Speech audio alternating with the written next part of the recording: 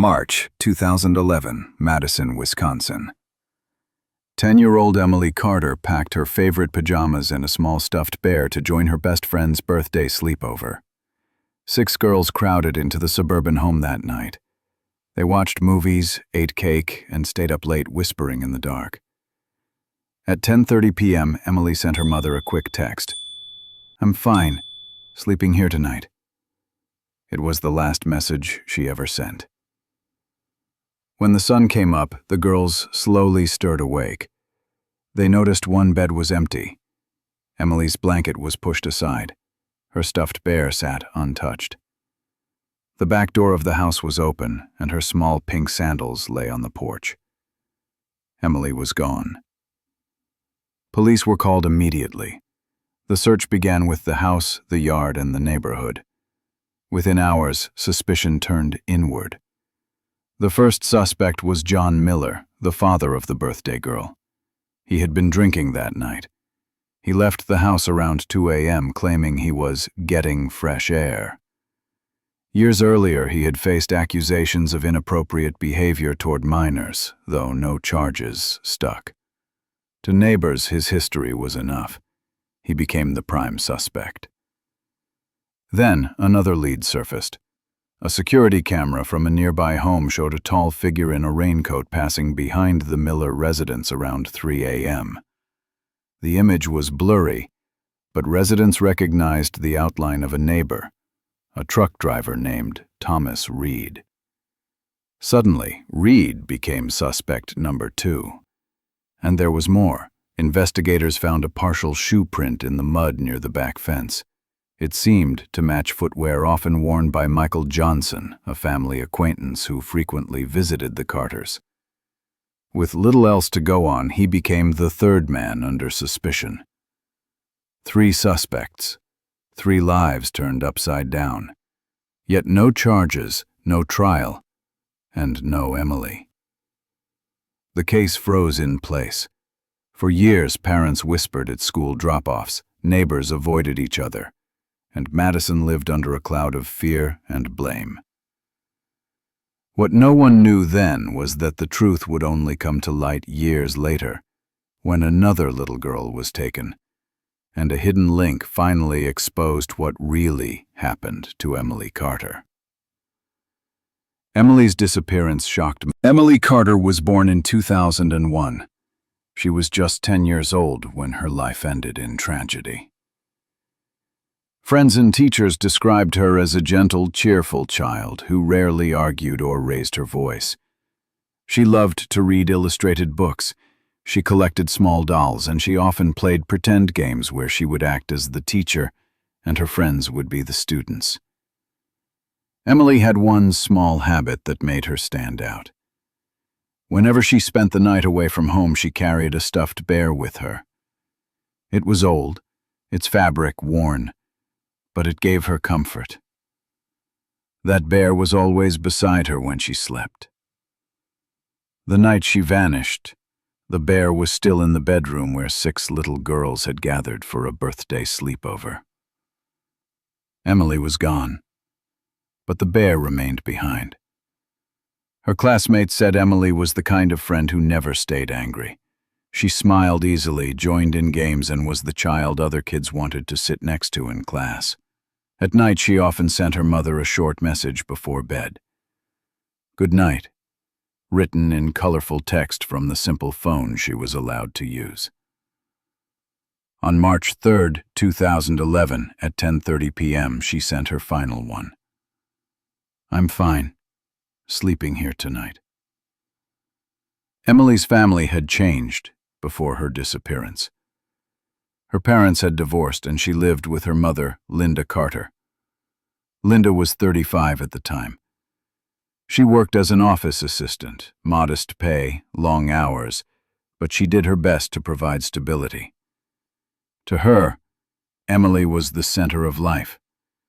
She cooked simple meals, checked homework, and made sure Emily always felt safe. That Friday night, when Emily asked if she could sleep over at her best friend's birthday party, Linda agreed. It was a quiet neighborhood. She knew the family. she believed nothing bad could happen. David Carter, Emily's father, was 37. He worked as a mechanic. After the divorce, his relationship with Linda had grown cold. He remained in Madison, saw his daughter on scheduled weekends, and often called to check in. David was a quiet man, not the type to speak openly about feelings.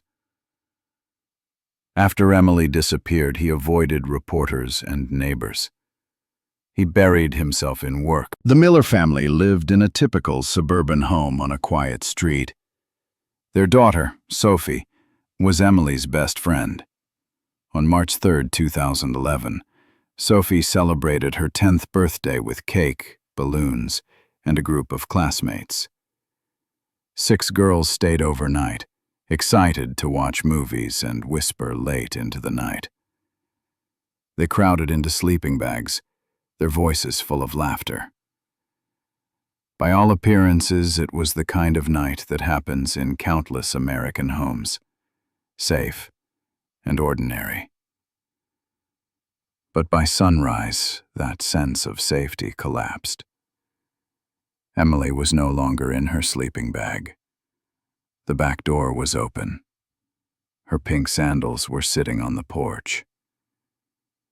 There were no screams in the night, no sign of a struggle, just absence. The shock spread quickly. Parents in Madison who had always felt secure now faced the unthinkable. If a 10-year-old girl could vanish from a house full of children in the middle of the night, then no place was truly safe. For Linda Carter, the decision to allow her daughter to attend that sleepover became a lifelong wait. She had believed the Miller house was safe. She had trusted the community. But the next morning, when her phone rang and she heard the words, "Emily is gone," everything she thought she knew about her world collapsed. For David, the divorce had already placed distance between him and his daughter.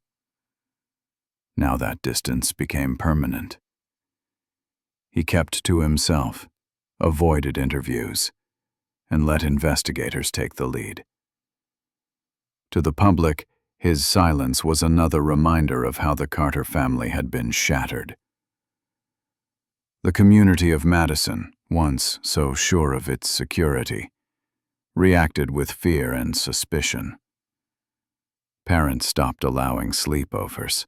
Neighbors locked doors that had once been left open. What had been a place of comfort and trust was now marked by doubt. Emily Carter's disappearance did not just take one child. It stripped away the innocence of a town, fractured a family already wounded by divorce, and cast suspicion that would ruin the lives of others. The background to this case is simple on the surface. A girl at 10:30 p.m. on March 12, 2011. Emily Carter sent what would be her last message. A short text to her mother. "I'm fine, sleeping here tonight." Linda Carter read the words, smiled, and set her phone aside. She believed her daughter was safe, surrounded by friends. Just another ordinary birthday sleepover. Inside the Miller house, 6 10-year-old girls were gathered in the upstairs bedroom. They had finished cake, exchanged gifts, and now they were stretched across sleeping bags and blankets on the floor. Some whispered secrets. Others giggled at a movie playing softly on the television. The night was simple, calm, and innocent. By midnight, the excitement faded. The girls dozed off one by one, still dressed in pajamas, stuffed animals tucked under their arms. Emily held her small pink bear, the same one she always carried whenever she spent the night away from home. Downstairs, John and Anna Miller had turned in as well. The house fell into silence. But not every detail was perfect. The back door leading to the yard had not been locked fully. it was left only half-latched, unnoticed in the rush of birthday fun. That door would become the silent path that changed everything. Around 3 a.m., a neighbor's security camera picked up movement. The footage was blurry, the angle poor. A tall figure, wearing a hood or perhaps a raincoat, walked across the yard, moving toward the back of the Miller house. The timestamp showed 3:02. Outside, light rain had begun to fall, speckling the lens and distorting the image even more. The figure lingered for less than a minute, then disappeared into the shadows near the back door. The video offered no face, no license plate, no details. And inside the house, none of the Millers stirred. None of the girls awoke. The home remained quiet, unaware that danger had arrived. At 7 a.m., the birthday sleepover came back to life. The sound of whispers and yawns filled the bedroom. One girl rubbed her eyes and nudged her friend awake. Another asked where the cereal was. In that moment, Anna called out for her husband.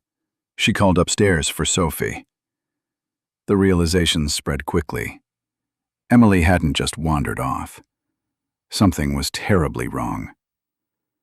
At 7:30 a.m., the Millers dialed Linda Carter. When she picked up the phone, she assumed it was a simple mix-up. Maybe Emily had stepped outside. Maybe she was exploring the neighborhood. But when Anna explained what they had found, the empty sleeping bag, the door, the sandals, Linda's relief turned to horror. She rushed across town. When she arrived, the house was already in chaos. The girls huddled together, frightened. John Miller paced the living room, muttering under his breath. Neighbors were peering out their windows. The quiet suburban street, usually filled with kids riding bikes and families walking dogs, was now the scene of something unthinkable. By 8 a.m., Madison police were at the house. Officers immediately secured the property. Yellow tape went up around the yard. Detectives stepped inside, careful not to disturb potential evidence. They examined the door. No forced entry, no scratches on the lock, no broken glass. Whoever entered hadn't needed to break in. Investigators turned to the children. One by one, they were separated and questioned gently. Every girl said the same thing. Emily had been there when they fell asleep. None of them heard her leave. None of them saw anyone come inside. One girl, however, mentioned something unusual. She said she thought she saw a faint light moving outside the window at around 3 in the morning. She assumed it was headlights on the street or her imagination. At the time, she didn't think much of it. That detail, combined with the neighbor's grainy camera footage, was the only possible clue from the night. But it was weak, unconfirmed, and nearly impossible to follow up. Officers searched the surrounding area immediately. They checked yards, garages, and sheds. They knocked on doors up and down the block. Canine units were brought in. The dogs picked up a faint trail leading away from the back step, but the scent ended abruptly near the street. With the rain washing over the neighborhood for hours, Meanwhile, Linda Carter stood in disbelief. Less than 12 hours earlier, she had received a simple text from her daughter saying she was fine. Now she was being told Emily was missing. As investigators cataloged the scene, they noticed a troubling detail. Emily's belongings, her pajamas, her stuffed bear, even her overnight bag, were all left behind. If she had left willingly, she would have taken at least something. The orderly placement of her sandals raised more questions than answers. Had Emily been made to take them off before leaving? Or had someone staged them at the door to mislead investigators? Detectives worked methodically, but the timeline was unforgiving. From the last confirmed contact at 10:30 p.m. to the discovery at 7 a.m., there was a gap of nearly 8 hours. Somewhere in that window, a child was taken from a house full of sleeping friends without anyone noticing. The timeline raised more questions than it answered. How did no one hear a door open? Why didn't the family dog bark? Could someone inside the house have been involved? Or had a stranger truly slipped in so easily? That morning, suspicion was already beginning to form. Officers kept their eyes not only on the evidence, but on the people closest to Emily. The Millers, the neighbors, friends of the family. Everyone was suddenly under a microscope. By the end of the first day, the disappearance of Emily Carter had gone from a missing child case to something far darker. The birthday party that should have ended with cake and laughter had instead turned into a crime scene. The unanswered questions loomed. Who came through that unlocked door? How did they leave without waking anyone? And why did they target Emily out of all the children in that room? The search for answers was just beginning, but already the trail was growing cold. The morning of March 13, 2011, Madison police arrived at the Miller home. Officers quickly sealed the property, turning a suburban house into a crime scene. Yellow tape stretched across the driveway. Detectives moved through the back door, the garden, and the upstairs bedrooms. They searched for any sign of a struggle, any clue that might explain how a 10-year-old girl vanished overnight. What they found raised more questions than answers. The back door showed no sign of forced entry. The lock was intact, the frame unbroken. Nothing suggested a break-in. Inside, Emily's belongings were untouched. Her overnight bag sat by the bed. Her favorite stuffed bear lay in the blankets where she had fallen asleep. Even her pajamas and toothbrush remained. It looked like she had planned to stay the night, not disappear into the dark. The first priority was a neighborhood search. Within hours, dozens of officers, volunteers, and search dogs were combing through the area. The search radius stretched 2 miles from the Miller home. Parks, alleys, empty garages, and nearby woods were swept. The banks of the Yahara River were scanned with flashlights and searchlights. Every trash bin, every abandoned shed, every parked vehicle was inspected. Search dogs were brought to the house, given Emily's scent from her clothing. At first, the dogs picked up a trail leading toward the backyard, but heavy rain from the night before had washed away much of the scent. The dogs circled, confused, then lost the trail completely. With no clear path to follow, the search stalled. By midday, officers turned to the other children. All 6 girls who had shared the sleepover were interviewed one by one. Each said the same thing. Emily had been there when they went to sleep. None of them saw her leave the room.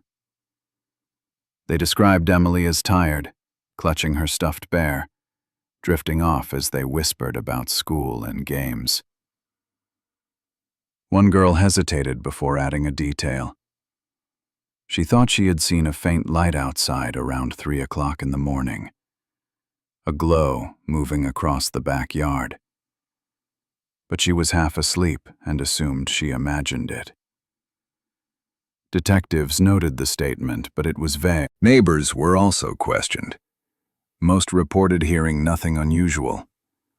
Madison was a quiet town, and that night was no exception. But one home security camera caught something. Around 3 a.m., a tall, thin figure was seen walking near the Miller backyard. The footage was grainy, blurred by rain. The man's face couldn't be identified.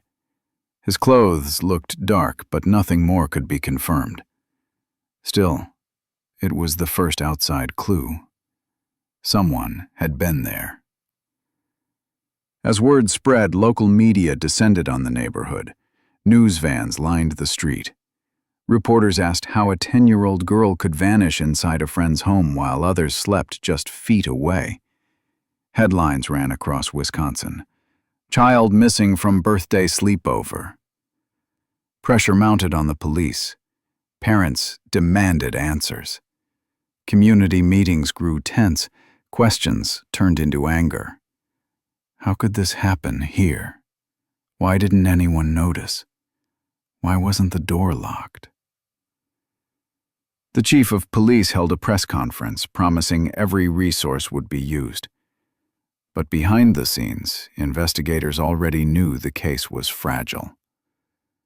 They considered the possibilities. Could Emily have wandered off? It was ruled out quickly.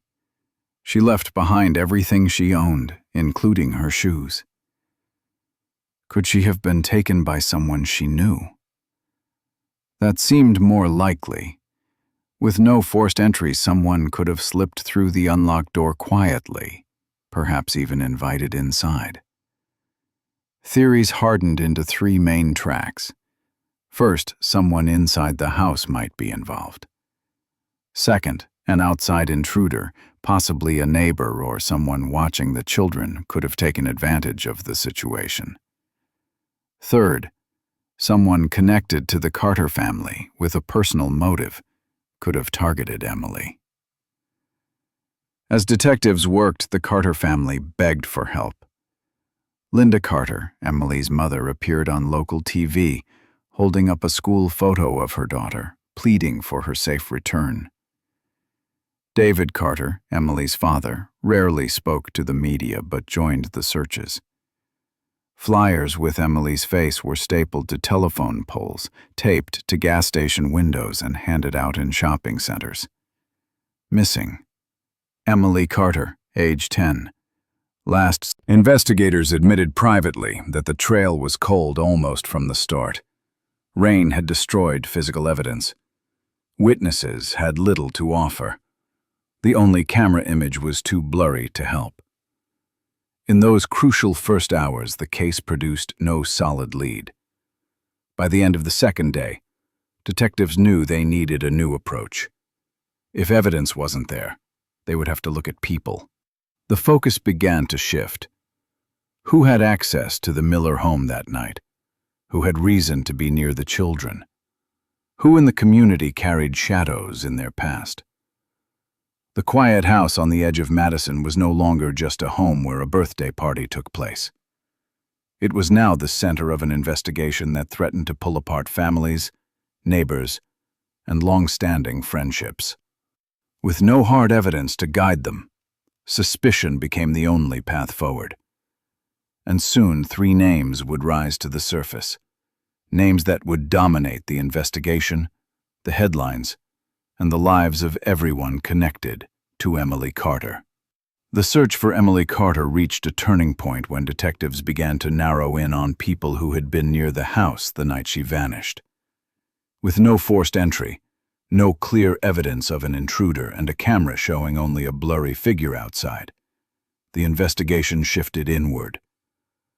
Police believed the answers had to come from those closest to the scene. 3 names rose quickly to the top of the suspect list. The first was John Miller, the father of Sophie Miller, the girl who hosted the birthday party that night. John was 42 years old, a construction worker by trade. In Madison, he was known as a rough man, quick to anger, and often drunk. Police records showed a handful of calls over the years, disturbances at local bars, arguments with neighbors, and one troubling complaint of inappropriate behavior toward a minor. The charge never stuck, but it lingered in the background, and when Emily disappeared from his house, those rumors came alive again. On the night of March 12, 2011, John had been drinking. Witnesses confirmed he left a bar late and walked home, stumbling into the Miller house in the early morning hours. No one could account for where he had been between 2 and 3 a.m. The very window in the camera outside caught the shape. The second suspect was Thomas Reed, a 33-year-old truck driver who lived alone 2 doors down from the Millers. Thomas was the kind of neighbor people noticed but never truly knew. He kept to himself, worked long hours, and was often away on overnight hauls. In a tight-knit community, that kind of distance stood out. Children whispered about him, sometimes taunting him as the creepy neighbor. Adults weren't kinder. When the blurry camera footage showed a lanky man moving through the Miller backyard around 3 a.m., suspicion immediately pointed his way. Police executed a search warrant at Thomas's small house. They combed through every room, checked his garage, and towed his truck for inspection. Dogs were brought in. They found nothing. No clothing with blood, no fibers that matched Emily's pajamas, no sign that she had ever set foot inside his home or vehicle. DNA samples taken from him were tested against evidence from the Carter and Miller houses. Every result came back negative. Despite this, the community latched onto the idea of the solitary trucker being involved. For many, Thomas fit the image of a predator, even when the evidence said otherwise. The third man was Michael Johnson, a 29-year-old computer technician who had known the Carter family for years. Michael often helped Linda Carter, Emily's mother, with repairs around the house. He was friendly, polite, and always seemed willing to lend a hand. But underneath the surface, there were tensions. Michael and Linda had argued months before Emily's disappearance over an unpaid bill. The disagreement had been heated enough that some in the neighborhood remembered hearing about it. When Emily vanished, that history quickly turned into motive in the eyes of investigators. Adding to suspicion was a faint shoe print found in the Miller's backyard near the back door. The impression was blurred by the wet ground, but appeared similar in size and tread to the sneakers Michael often wore. Detectives called him in for questioning. He denied having been near the Miller house that night. He said he was at his own apartment, alone, working late on a freelance project. Detectives grilled Michael repeatedly, pressing for inconsistencies in his story. They searched his apartment and his car. They pulled his phone records and financial history. They found no suspicious purchases, no deleted messages, no evidence of planning or covering tracks. The shoe print, which seemed damning at first, turned out to be too degraded to match conclusively. Like the cases against John Miller and Thomas Reed, the evidence collapsed under scrutiny. By the end of March 2011, all 3 suspects had been interrogated, searched, and investigated. Yet nothing solid connected them to Emily's disappearance. Still, the lack of evidence didn't stop the tide of public judgment. John Miller became the focus of gossip in Madison. Parents whispered about him at school meetings. People crossed the street to avoid him. To many, his history with alcohol and his reputation were enough to brand him guilty. His wife tried to defend him at first, but the constant stares, the questions, and the rumors wore her down. Within a year, she filed for divorce and left town with their daughter. John was left isolated, drinking more heavily than ever, spiraling under the weight of suspicion. Thomas Reed faced his own punishment, not from the courts, but from his neighbors. Children no longer played near his yard. His mailbox was vandalized more than once. Someone spray-painted the word "monster" on his fence. He kept insisting he had nothing to do with Emily's disappearance, but no one listened. His job as a truck driver kept him away, But when he returned home, the hostility was waiting. Within 2 years, Thomas sold his house at a loss and moved away, hoping to escape the shadow that never left him. Michael Johnson, once known as the friendly technician, found his life unraveling. Clients canceled jobs. Parents in the community warned their children not to speak to him. Even though police admitted the evidence against him was weak, the rumors persisted. He had argued with Linda Carter. He wore similar shoes. He lived alone. People pieced these details together into their own version of guilt. His reputation collapsed. His income dried up. And he withdrew from the community he once served. For detectives, the situation was grim. They had 3 men who looked suspicious for different reasons, but no real proof against any of them. Investigators kept circling back, re-examining statements, rechecking alibis, and running new tests as forensic science advanced. Each time, the results were the same. Nothing definitive.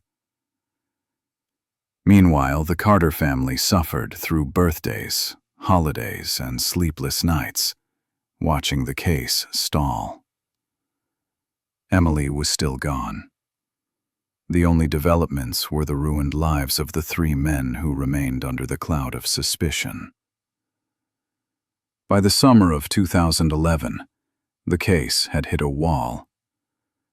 Reporters who once crowded the Miller Street began moving on to other stories.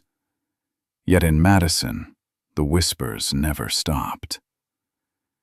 Parents warned their children about the 3 men. The words suspect and monster stuck to their names. For years, they lived under that weight. And in the middle of it all, Emily Carter remained missing, her fate unknown. The 3 suspects carried the burden of guilt in the eyes of Madison, while the truth continued to hide in the shadows. The case stalled, but the damage kept moving. With no arrests and no hard evidence, suspicion filled the space where facts should have been. 3 men carried that weight every day. A family carried it too. Madison had a missing child and no answers, so people built their own. John Miller felt it first. The day after police named him a person of interest, his supervisor at the construction company called him in. It was short. "Take some time." Anna Miller tried to hold the pieces together. She brought their daughter to school and kept her head down. She gave statements to the press defending her husband. It didn't matter. At pickup, other parents turned their backs. Anonymous comments online called her a liar. Their daughter lost friends. Birthday invites stopped. After months of pressure, Anna packed boxes. She filed for divorce and left town. John stayed behind with a quiet house and a neighborhood that had already judged him. Over the next years, the drinking fixed nothing and made everything worse. He sank. Alone with rumors and a door that was never fully closed, he made a choice that ended the pressure for him and left a permanent mark on everyone else. 2 doors down, Thomas Reed faced a different kind of verdict. He had always kept to himself. That became its own crime. The security camera showed a tall, thin shadow at 3 a.m. Thomas was tall and thin. To some neighbors, that was enough. Kids shouted at him from across the street. Someone spray-painted his fence. Another person shattered his porch light. He replaced the bulbs and repainted the wood, but the messages came back. Police had searched his house, his truck, his clothes. Dogs walked through every room. Forensics returned negative on everything. No DNA, no fibers, no trace of Emily. The department said so. The rumor mill did not care. A talk radio host called him the man you avoid. He would step into his cab for a week-long haul, grateful for the highway, then return to a mailbox full of hate. The neighborhood watched him like a threat and treated him like a warning. After 2 years of this, he sold the house at a loss and left Madison. No forwarding address, no goodbye. A name on a deed and a shadow on a video. Gone from the city where he had never been charged with a crime. Michael Johnson lost his life piece by piece. He wasn't there that night. He didn't live on that street. But he had argued with Linda Carter about an unpaid bill, and that was enough for rumor to turn motive into a headline. A partial shoe print behind the Miller house looked like the kind of sneaker he wore. In the rain with a blur, detectives brought him in again and again. He told the same story each time. He was home, working on a computer job, alone. They searched his apartment, his car, his workshop. They checked his messages and bank statements. Nothing linked him to Emily or the Miller home that night. But the damage didn't wait for lab results. Clients backed out. Parents in the community called him unsafe. A coffee shop asked him not to sit inside. He stopped going. He stopped applying for new work. The phone stopped ringing. His name stayed in the comment sections long after the police had moved on. The Carter family faced the hardest mix of grief and blame. Linda was asked to relive the decision that every mother makes without thinking. She had said yes to a birthday sleepover. People asked why she allowed it. They asked why she trusted those people. They asked it on TV and on front porches and in whispers that floated through the grocery store. She kept showing up for searches and interviews. She kept begging for facts. She kept seeing the same faces in crowds, angry, scared, certain. David Carter went a different way. He worked longer hours. He folded into the quiet of the shop. He avoided reporters and avoided eye contact. The marriage broke under the weight of time and rumor. They no longer recognized their life. The missing person poster with their daughter's smile was everywhere, but it didn't bring her home and it didn't keep them together. Madison changed. A city that took comfort in a sense of safety lost it fast. Parents who once let their kids walk 3 houses down to play stopped doing that.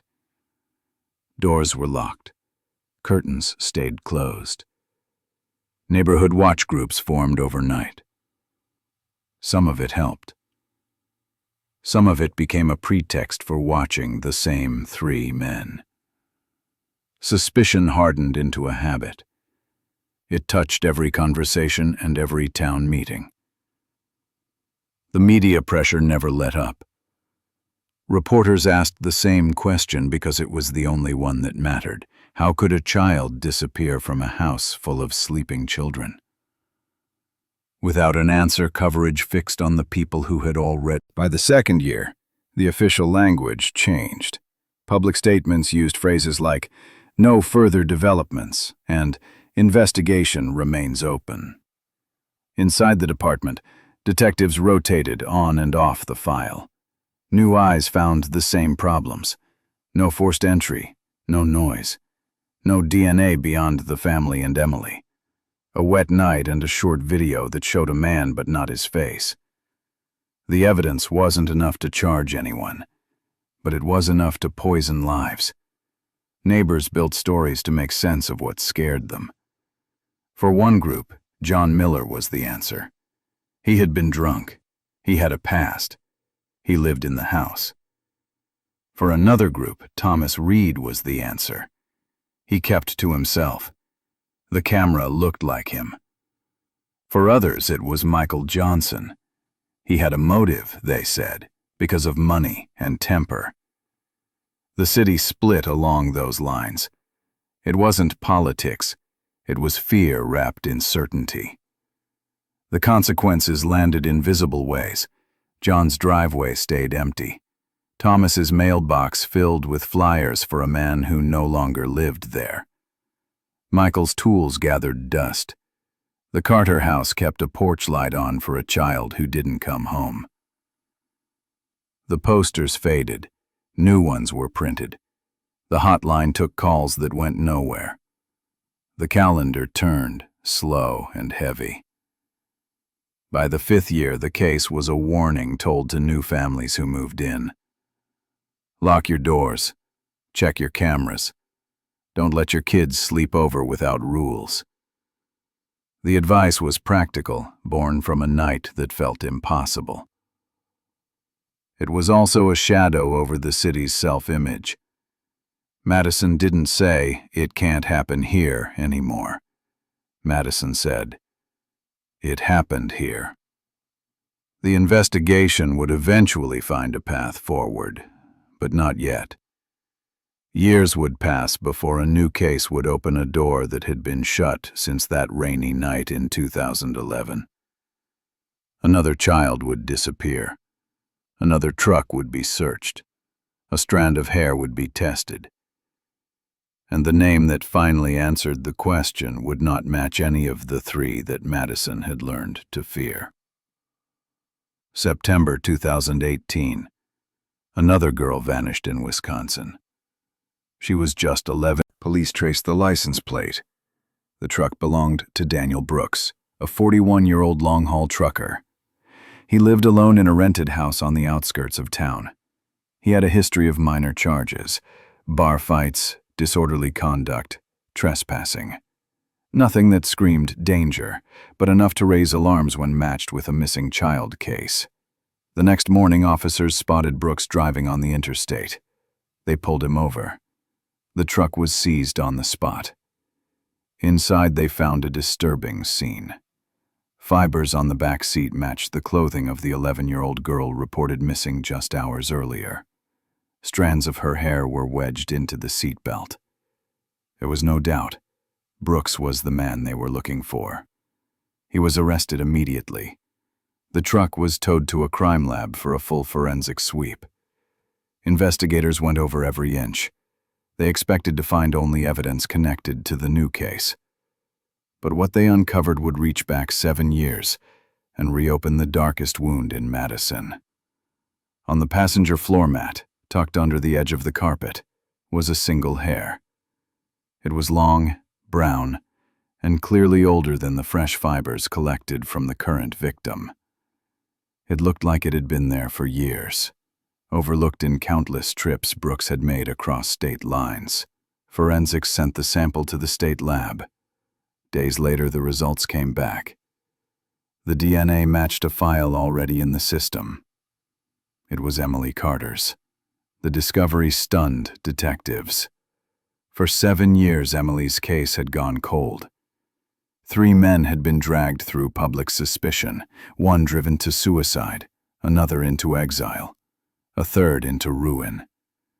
And now in the corner of a truck cab, a single hair told the story that no one else could. Emily had been inside Daniel Brooks's vehicle. Detectives confronted Brooks with the results. At first, he denied everything. He claimed he had no idea who Emily Carter was. He said the DNA test had to be wrong. But the evidence kept mounting. Not just the hair, but fibers from the clothes Emily was last seen wearing. Small traces that had gone unnoticed until 2018. The more he resisted, the tighter the circle closed. After 16 hours of questioning, Brooks broke. He described how he placed Emily in the cab of his truck, drove her out of town, and killed her within hours. He dumped her body in a remote stretch of woodland, somewhere off a state highway he used for deliveries. When investigators pushed for details, his memory turned vague. Whether deliberate or not, he could never pinpoint the location. To this day, Emily's body has never been recovered. The confession was enough. Combined with the DNA, police now had what they had lacked for 7 years. Proof.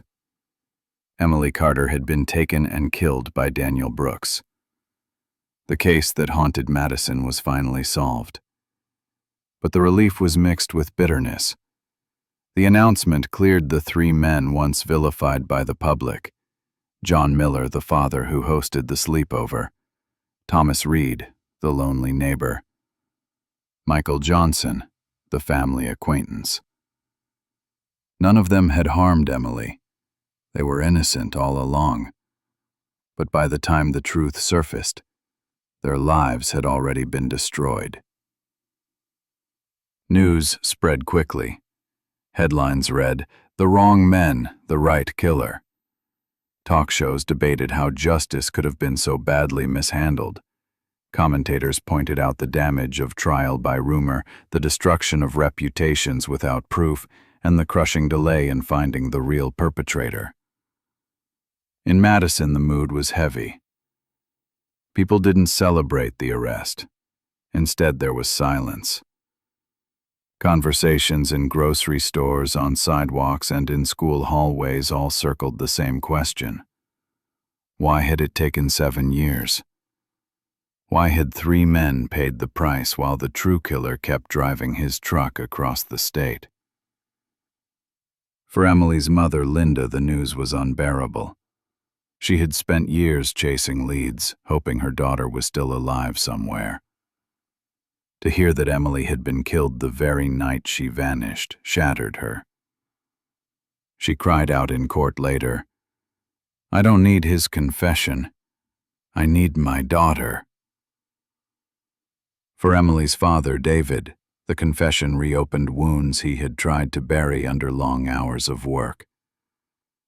He said nothing to the press. He avoided cameras. But colleagues recalled him leaving the shop floor in tears after hearing Brooks's admission. The community itself was left shaken. The breakthrough in 2018 was hailed as a victory for persistence in forensic science. Yet it was also seen as a devastating indictment of how easily suspicion can ruin lives. Police spokesmen admitted mistakes. They said they had focused too narrowly on local suspects. They had not considered a transient offender like Brooks, someone with no strong ties to the community. When Brooks's trial began, the courtroom was tense. Families of both victims, the girl from 2018 who survived, and Emily Carter's parents, sat in silence. Brooks showed little emotion. Prosecutors laid out the evidence in detail: the DNA, the fibers, the confession. It was overwhelming. His defense could offer nothing. As part of his admission, Brooks repeated how simple it had been: a door left unlocked, a house full of sleeping children, one child never seen again. The details chilled everyone listening. In Madison, the official declaration that John Miller, Thomas Reed, and Michael Johnson were innocent came too late. John had already taken his life years earlier under the weight of suspicion. Thomas had sold his home and vanished into another state. Michael had lost his career and lived in near isolation. The vindication was hollow. Their names were cleared on paper, but the damage was permanent. For the Carters, the trial was no victory. Linda's grief deepened as she heard the details of how her daughter was taken. David said little, but his silence spoke volumes. When the guilty verdict was read and Brooks was sentenced to life without parole, the courtroom expected applause. Instead, there were tears. The story of Emily Carter had finally reached its legal end, but for the community, the scars remained. Madison was no longer the town where parents trusted their children would be safe at sleepovers. It became the town where one child's disappearance exposed the fragility of that trust. Daniel Brooks walked into prison to spend the rest of his life behind bars. But the years of suspicion, the ruined lives of 3 innocent men, and the endless grief of Emily's parents could never be erased. The case was closed, but the silence it left behind was louder than the verdict itself. And as Madison absorbed, in 2019, 8 years after Emily Carter vanished, Daniel Brooks was brought into a courtroom in Wisconsin to stand trial. The charge was clear: the abduction and murder of a 10-year-old girl. The courtroom was packed. Reporters filled the back rows, cameras crowded the entrance, and every seat was taken by members of the community who had followed the case for years. In the front sat Linda Carter, Emily's mother, pale and exhausted from nearly a decade of grief. Beside her was David Carter, silent, his face expressionless. Not far away sat people who remembered the names of 3 men. 3 men who had once carried the full weight of suspicion for Emily's disappearance. The prosecution opened with direct, unshakable evidence. They presented the DNA test results: a strand of Emily's hair found in Brooks's truck, preserved for 7 years until another child's disappearance in 2018 finally exposed the truth. They displayed photographs of the truck, marked with fibers from the clothing of the 2018 victim, fibers that tied Brooks to both crimes. They replayed his confession, the moment when, under pressure, he admitted he had seen the Miller family's back door left unlocked on that rainy night in March 2011. He had slipped inside, taken Emily while everyone slept, and driven away into the dark. The defense tried to argue mental instability. They spoke about Brooks's troubled past, his history of minor arrests, his inability to keep steady employment. They asked the jury to consider his psychological state, not his intent. But the evidence was overwhelming.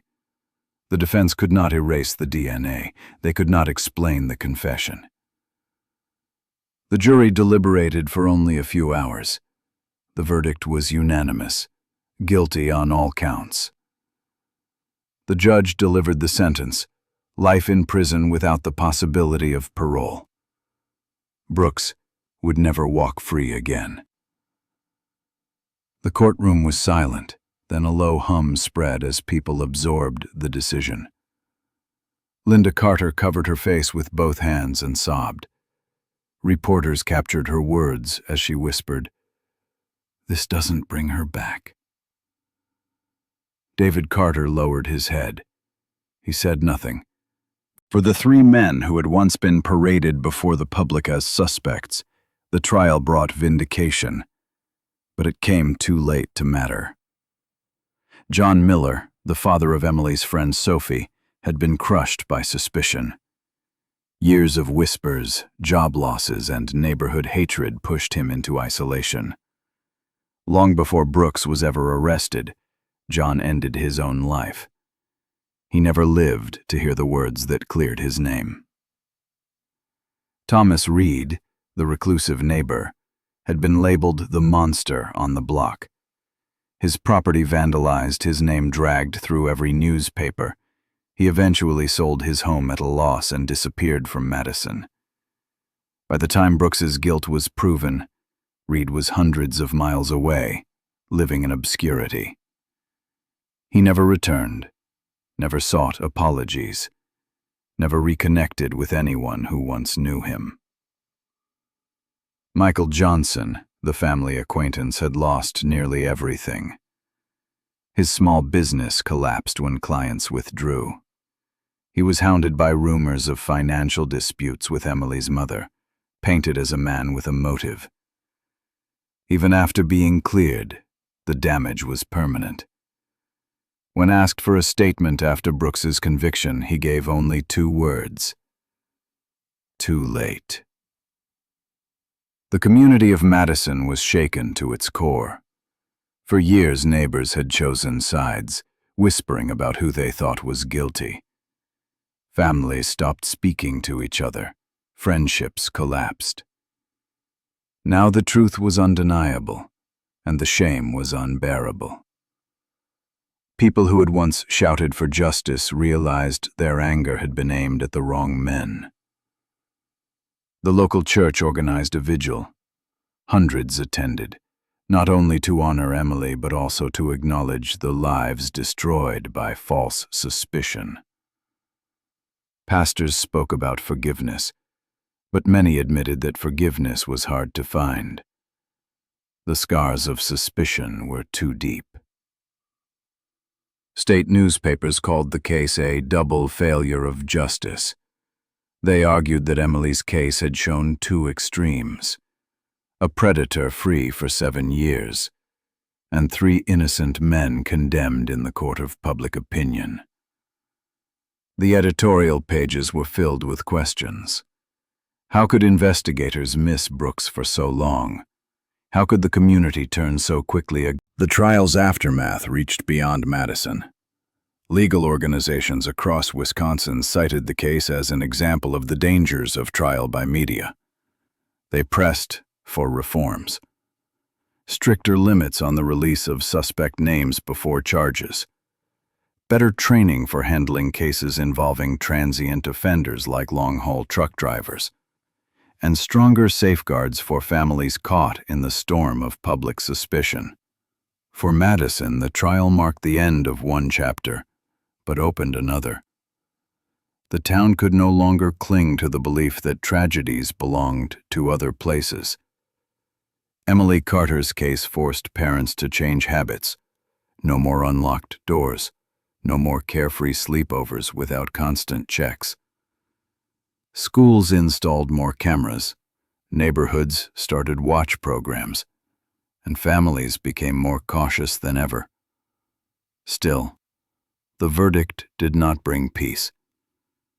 Emily was gone. John Miller was gone. Thomas Reed had vanished into exile. Michael Johnson lived in silence and disgrace. Linda and David Carter had lost their child and their marriage. The community had lost its innocence. The story of Emily Carter was no longer just about a little girl who disappeared during a birthday sleepover. It was also about the collateral damage of suspicion, the cruelty of rumor, and the cost of delayed justice. As Daniel Brooks was led out of the courtroom in handcuffs, he faced life behind bars. But outside those walls, the people left behind continued to live with the consequences of his crime and of their own mistakes. Emily's name was finally tied to her real killer. But justice, when it came, was far too late. And with that, Madison closed the trial, but not the pain. The next chapter would not be about guilt or evidence, but about reflection. How the family, the town, and the state tried to move forward from a case that had destroyed far more than one life. For the Carter family, justice came too late. Linda Carter never saw her daughter again. She sat through every hearing, listened to every detail of Brooks's confession, and watched him sentenced to life in prison. Yet the courtroom victory did not fill the empty chair at her table. Birthdays passed in silence. Holidays carried only reminders of what was missing. No sentence could repair that wound. For her, every day after Emily's disappearance was another reminder that the system failed to protect her child, and that closure was a word without meaning. David Carter carried his grief differently. He worked longer hours, kept his head down, and avoided the spotlight. After the trial, he withdrew almost completely. Friends said he hardly spoke, that he lived in silence, and that the only connection he maintained with the world was through memories of his daughter. His marriage had collapsed years earlier, and now his life was defined by loss. The verdict did not heal him. It only marked the end of a search that had already stolen too much. The men who had lived under suspicion suffered their own irreversible losses. John Miller, the father of Emily's friend, had died years before the truth came out. He never lived long enough to hear the words that could have cleared him. Branded by his community, abandoned by his wife, and haunted by whispers he could not escape, he ended his life in despair. His death became one of the silent casualties of the case, an innocent man destroyed by rumor. Thomas Reed, the neighbor once called a monster, was driven from Madison. His home was vandalized, his reputation ruined, his name whispered as if it belonged to a criminal. By the time Brooks confessed, Reed was gone. He never returned. No apology reached him. No attempt at reconciliation found its way to wherever he had started over. He simply vanished from the community's memory, a ghost of suspicion that had once terrified children and divided neighbors. Michael Johnson survived, but survival came at a cost. Once a trusted family acquaintance, he was accused of holding a grudge, of seeking revenge, of hiding secrets. A faint shoe print in a muddy yard was enough to make him a target. After the case, parents grew more cautious. Few allowed their children to sleep at friends' houses without constant supervision. Schools added cameras, neighborhoods organized patrols, and local groups launched safety seminars. Children are always safe in small towns was no longer a belief.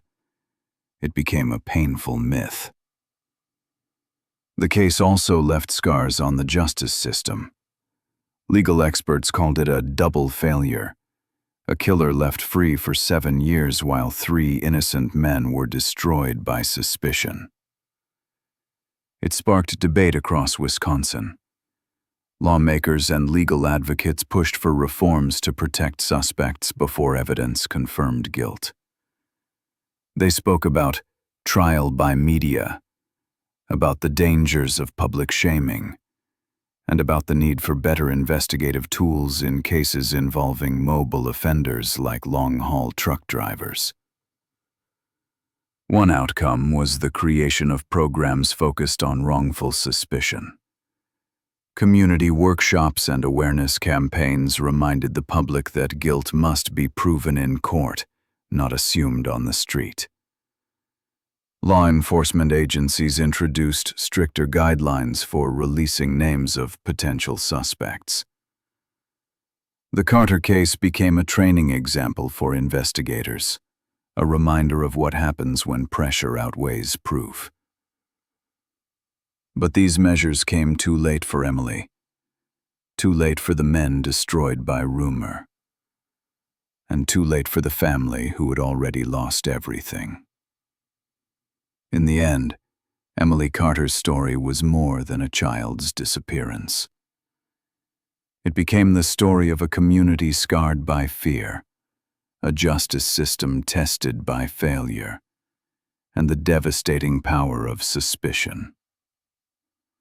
Her name lived on, not only in the memory of her family, but also in legal textbooks, in community forums, and in every small town that thought tragedy could never strike at home.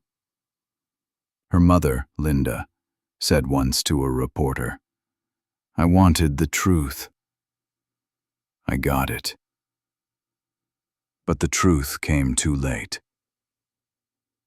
That sentence captured what Madison could never erase. The feeling that justice delayed is justice denied, and that too many lives had been broken before the real killer was found. Emily Carter would remain in memory. Not just the town changed, the state changed, but the Carter family lived every day with the same reality. Their daughter was gone, and nothing would ever bring her back. The case ended with a conviction, but it left behind a trail of victims far beyond the girl it started with. Emily's story closed in court, but in Madison, the silence after the trial said more than the verdict ever could. If you believe stories like Emily's should not be forgotten, support the channel. Leave a comment, share your thoughts, and subscribe so more people can hear these stories. Your interaction helps keep the memory of the victims alive and ensures that lessons like these are never lost.